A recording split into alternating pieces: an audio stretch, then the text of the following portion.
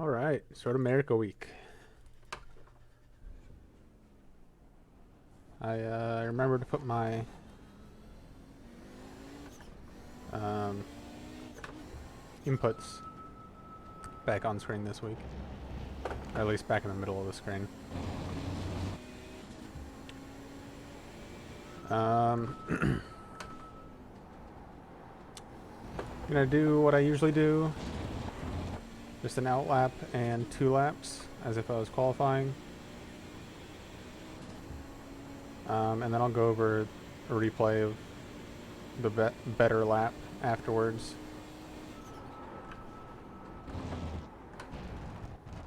And if I have the time and or have the motivation to do a little bit of review and video editing and splicing videos together, I might add some clips from a couple seasons ago when we were at Road America with examples of good and bad traffic interactions. But that sounds like a lot of work. So I probably won't do that. But I will try to when I go over the lap at the end from like chase cam, I will talk about traffic stuff.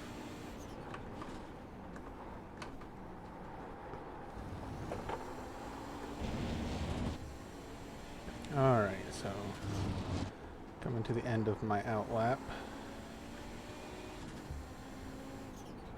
Want to brake right at maybe a little bit before the darker pavement. Really set myself up to get on throttle as early as possible. So that way you can go as fast as you can down the straight. Up here, I'm looking for the first set of cones, braking just before it into third. Get turned in on throttle as early as possible. And I'm looking for the end of that concrete wall on the left into second. Similar corner to turn 1, but it's a little bit tighter, so I'm slowing down a little bit more using second. But you really want to set up the exit for the run down the straight. Here, braking basically where the gravel starts on the right. I'm looking between the 3 and the 4.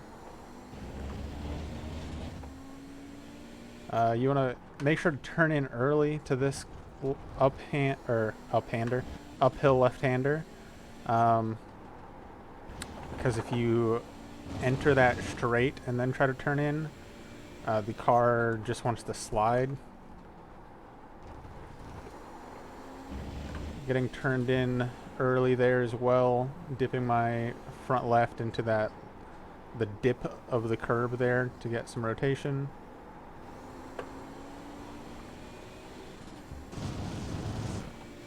Gonna stab the brakes at the 2 here, get off the brakes, roll through. I didn't get all the way to the apex there, but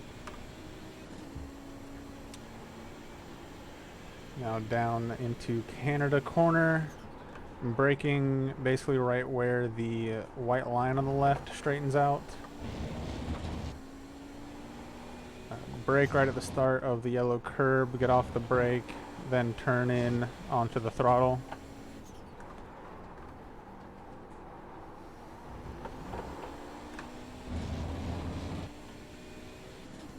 Not a bad first lap.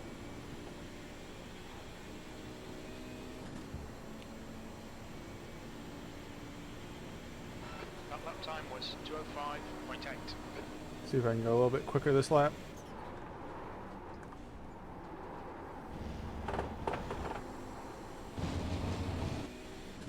Was able to carry a little bit more speed that time.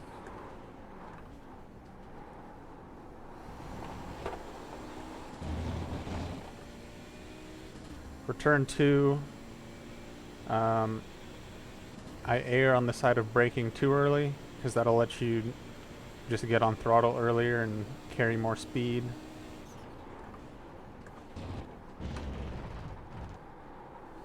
Use all the track. You've got 1 gallon left.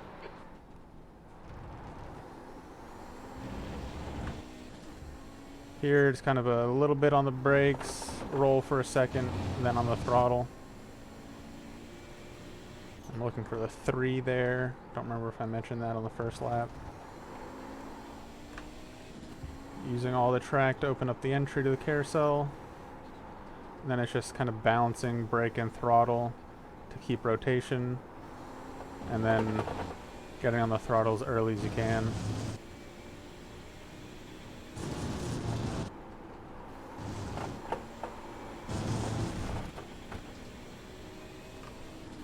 It's about as close as you can cut it and not get a 1x there.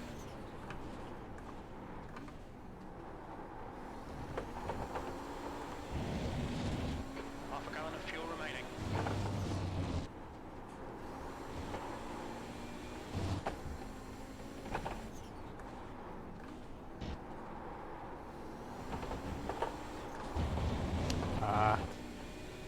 I had to slightly lift on exit there because I was going to run wide. That lap Still time was a good lap. 5.2. Sector 3 times quick. Really all depends on track temp and track conditions. I just launched this session. Those are my first laps of this session, and I just launched it with the sim date of the Road America 500 at 10:15 a.m., which I believe is what it will be at. So this will be it's 29 degree track temperature right now. It'll probably be somewhere around, I've seen like 26 to 30 for qualifying, and then raise up to 35, 38 maybe throughout the race. It's 4 hours. It'll get to early afternoon in the race, so might even hit 40 depending on the weather generated. So let's take a look at this lap.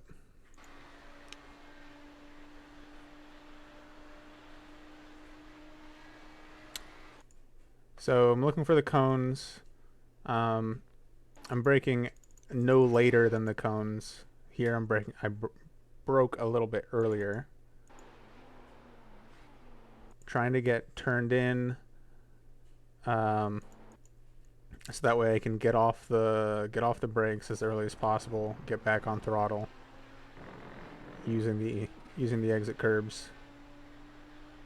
And then here, end of the concrete wall on the left. I guess I'll talk about traffic too.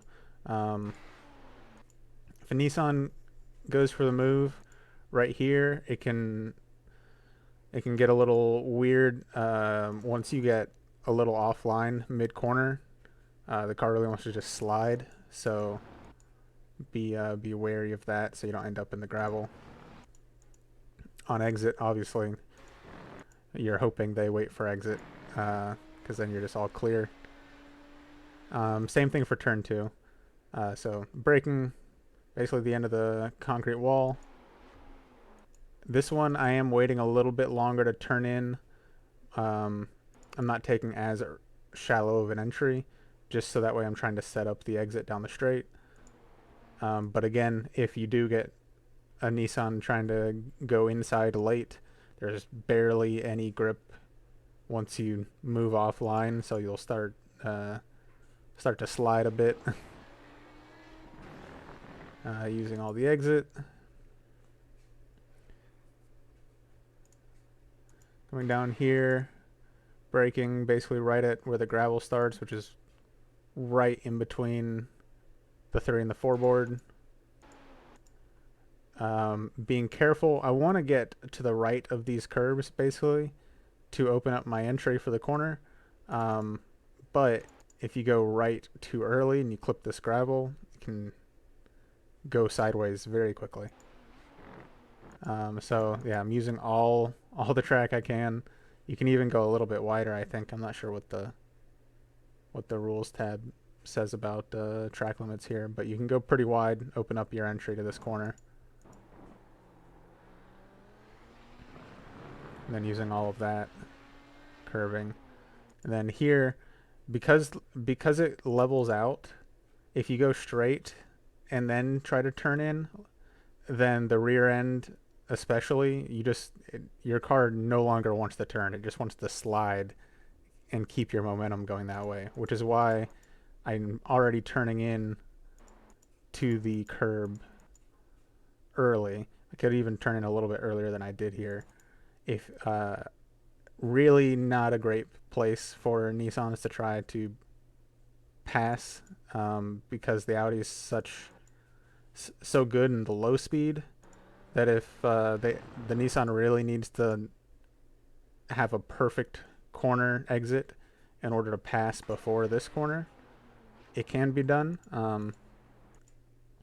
But I've seen a lot of incidents, and even if there's no incident, a lot of just both cars being slowed down when a Nissan tries to make that move. And then kind of mid corner rolling through it. See no inputs right now. And then getting on the throttle. Getting all the way over to the left here. Then braking a touch just to get the weight shifted forward for grip and the car pointed to the right. Rolling through a little bit and then on the throttle using all of the exit curb. Then here, right at the 3, turning in, the curb is like a dip here, so if you can really hit the curb, it kind of hooks you in, helps you carry a little bit more speed. Because once you get half a car off of the apex, again, just the car just wants to slide laterally, doesn't want to keep moving forward for you. Going into the carousel, if there's a Nissan close behind, I will not, depending on how close they are, I usually won't go all the way left. I will try to cut off my entry to the carousel a little bit closer to the right. It loses maybe a tenth, but it signals very clearly to the Nissan, saying like, hey, go around the outside.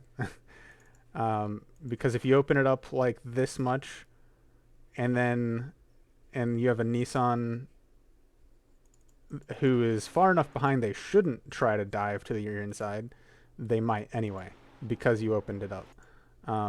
So if you have a Nissan somewhat close behind, it makes sense to just sacrifice your entry to the carousel to basically tell them with your car to just go around the outside, because the Nissan has enough downforce, they can just drive by you on the outside. I'll also kind of come back off of the carousel. The track temp's increasing. It's now 30 Celsius. I'm in my mind, I'm thinking like double apex. It's the same kind of concept, but it's not a double apex, but it's the same kind of concept, I think, where I'm coming off of the line, so that way I can set up a straighter, get on throttle earlier. Once I get rotated, I can get on throttle early. Some laps I come mid carousel, I come out much wider, just to set up the straighter line to hit this curb full throttle. And then the most controversial multi-class point is the kink. Any Nissans watching this? The Audi has to brake a lot. See, I'm starting braking right here at the 2. I'm still on brakes, and then I'm off the brakes, but I'm still not even on the throttle, because if I get on throttle, I'm going to go off track. The Audi has one line through the kink, and this is it.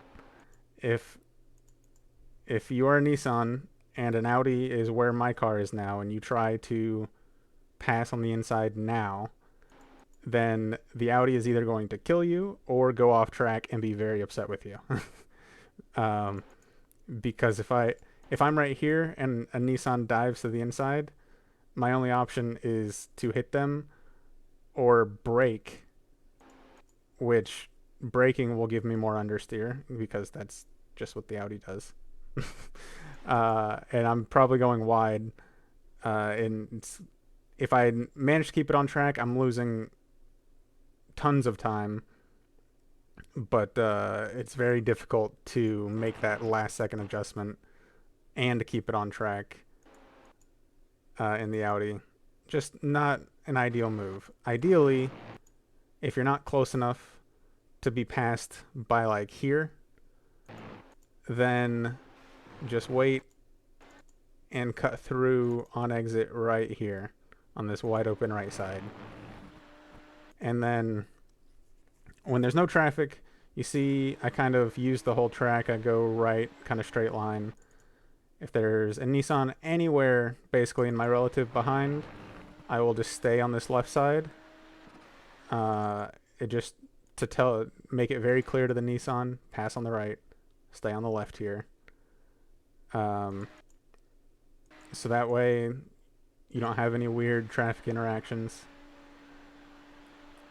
Because through here, the Audi doesn't really need all the track. It just flows a little bit nicer, which is why I do it like on a track by myself on a qualifying set. But I can stick within about a car of the left. So if a Nissan's coming through, they have about half a track. They should be able to pass on the right. And then here, like I said, I'm looking for where the line straightens out. It's basically just a little bit after this sign, a little bit before the 4. Braking pretty hard into second, and then off the brakes early on the throttle, trying to carry speed through the corner using the exit. Through here, Nissan traffic gets a little weird. If a Nissan tries to go left of you right here, good luck. Just try to survive. Because if you don't hit this apex, then you have zero grip. So hopefully Nissan will wait. But I'm braking right at the start of the color, the yellow and red part of the curbing, and then about halfway down the curb, maybe a little bit more than halfway down the curb, but then I'm turning in, hitting this curb, using all the exit, and then getting back to the left under braking, because I'm looking for the start of the different color pavement a little bit before, braking, getting to the left to open up the entry for the final corner.